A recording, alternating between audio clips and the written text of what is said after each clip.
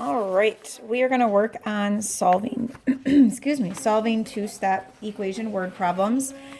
This paper right here was a link in Google Classroom for you to either print off or copy.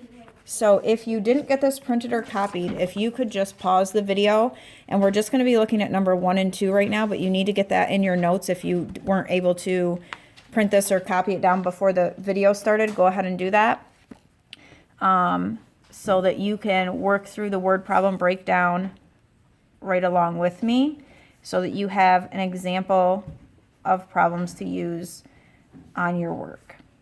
Okay, so again, if you don't have this printed or you didn't get these copied down yet, please go ahead and pause the video and do number 1 and 2 on a piece of paper.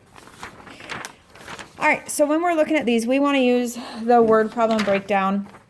And when we do word problem breakdown, we are underlining the question, boxing and clue words, circling numbers, making sure that we have labels, that sort of thing. So this is what we mean when we say word problem breakdown. And this is also posted in Google Classroom. So if I'm reading through this, it says, suppose you buy a slice of pizza for $1.50. So I bought one slice of pizza for $1.50. You also means we're adding something else to that. Split means to divide.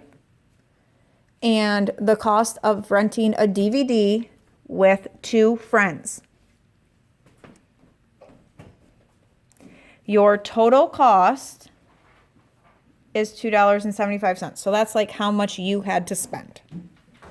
Then it says, write and solve an equation to find the cost of renting the DVD.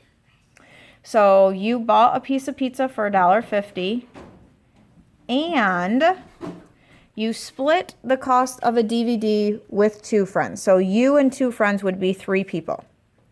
Now, the only thing I don't know is I don't know how much the DVD cost. So that's going to be my variable, because that's what I don't know. So that's what I'm trying to find out. But I do know that I split the cost with me and 2 other people. So that's the DVD was split or divided among 3 people. And that cost me $2.75. So now we have our equation set up and we can work on solving it. So the first step, cover up your variable, whatever's attached to it. So I have that $1.50. So right now it's a plus $1.50. So the opposite is to subtract it from both sides. And I know there's not necessarily a lot of space in here. So you might have to work it out on a separate sheet of paper. So those cancel and I'm left with D divided by 3 over here. If I subtract $1.50 on this side, I subtract $1.50 over here.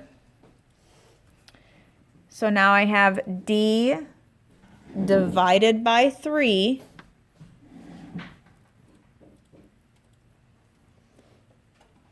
gives me 125. So now the opposite of dividing by 3, so I'm going to rewrite it right here, sorry. So the opposite of dividing by 3 is to multiply by 3. Those cancel, I'm left with D. So I have to multiply this $1.25 by 3. Yes, you can be using your calculator, and I'm going to put a link for the Desmos calculator for you to bookmark on your Chromebook. So $1.25 times 3 gives us $3.75. So here's what this means. This means that if this is true, my DVD costs $3.75 to rent. Okay? So my label, because you're going to need a label to go with your answer when there's story problems. The DVD was $3.75. And we're going to double check this to see if it's true. If I paid $1.50 for my pizza, and then we take $3.75 and divide that by 3, does that give me a total of $2.75? Okay, so 3.75 divided by 3 gave me 1.25, $1.25. So if I have $1.50 plus $1.25, yes, that gave me $2.75. So we know that the it cost us $3.75 to rent that DVD. All right, let's look at the next one. It says to make a long distance call, it's 50 cents per call just to make the call. And, is addition, 85 cents per minute. You make a long distance call that costs, so the total cost of my call was $3.90. Write and solve an equation to find the length of the call. So it says that we're looking for the length of the call. So that means that I don't know how many minutes I spent on the call. So my variable is going to represent the number of minutes I spent on the call. So I made a call, that's 50 cents just for making the call. And it's 85 cents per minute, but I don't know how many minutes I'm on. And my total was $3.90. So there's my equation. If I cover up my variable, I'm going to start with this 50 cents. So first I need to subtract 50 cents from both sides. It's important that you have those decimal points lined up. So I have 85 cents M on this side. And $3.90 minus 50 cents gives me $3.40. Right here, this says 85 cents times M. The opposite of multiplying is to divide. So if we do $3.40 divided by 85 cents, so 340 divided by 0.85, that gives us 4. So M equals 4. Well, what does that mean? It says find the length of the call. So that means my call was 4 minutes long because it's 85 cents per minute. So my call was 4 minutes long. And you check that to plug in the 4. So is 0.85 times 4 plus 50 cents. Yes, that gave me $3.90. So 3.9, it's not going to show the 0 in the calculator.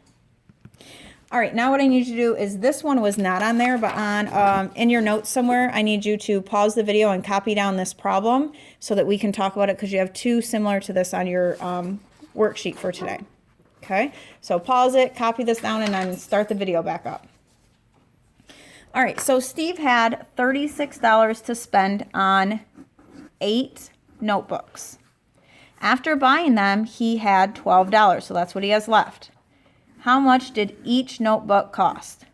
So we're buying 8 notebooks, but I don't know how much each notebook costs. There are 2 different ways that you can set this problem up. I could say I had $36 and I bought 8 notebooks and now I have $12 left. Or I could say my 8 notebooks plus the money I have left gives me what I started with of $36. So you could write this either way, and it is correct either way you write it. So if we chose to do this, we're going to subtract the 12 from both sides. Those cancel. I'm left with 8n. 36 minus 12 is 24. Now instead of multiplying by 8, I'm going to divide. And this tells me 24 divided by 8 is 3. So this tells me that each notebook was $3. If we're going to solve it this way, my total minus what I spent on notebooks gave me $12. So first I'm going to subtract my 36 from both sides. And doing it this way is just going to give you negative numbers to work with during the problem, but it will work out. So 12 minus 36 is going to give me a negative 24. Instead of multiplying by negative 8, I'm going to divide by negative 8. Negative 8 divided by negative 8 just gives me 1n, or n. A negative 24 divided by a negative 8 gives me a positive 3. So either way it works out. It's whatever is easier for you to write, whichever way you prefer. And if you were to check it, 8 times 3 is 24. 24 plus 12 does give me 36, and it would work out over here as well. You might need to rewatch this video a couple times to make sure you got all of the information, make sure that you've got it all copied down before you start your practice work.